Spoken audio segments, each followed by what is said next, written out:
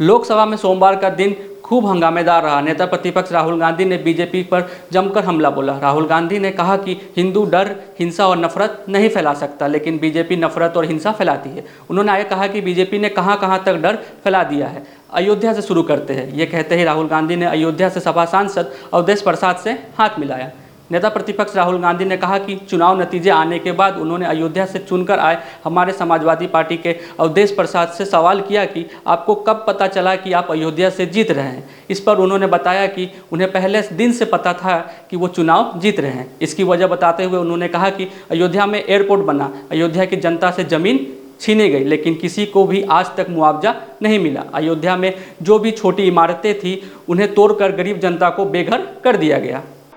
और मैंने इनसे पूछा कि हुआ क्या, और इनका जवाब आया।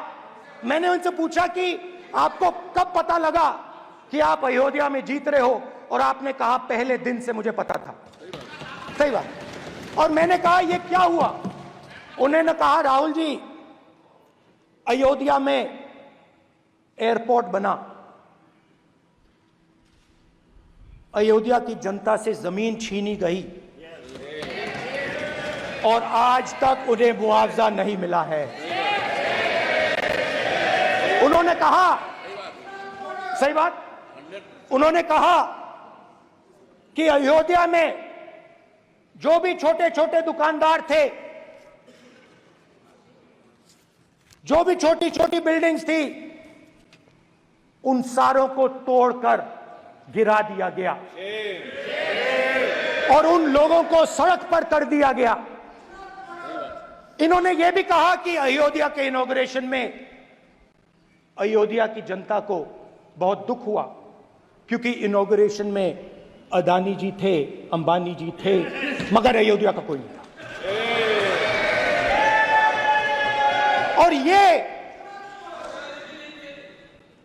कारण था कि अयोध्या की जनता में, उनके दिल में नरेंद्र मोदी जी ने भय डाल दिया। उनकी जमीन ले ली, उनके घर गिरा दिए, और फिर अयोध्या के गरीब लोगों को, किसानों को, मजदूरों को मंदिर के इनॉग्रेशन तक नहीं जाने दिया। मंदिर के इनॉग्रेशन छोड़ो, उसके बाहर भी नहीं जाने दिया। और इसीलिए अयोध्या की जनता ने।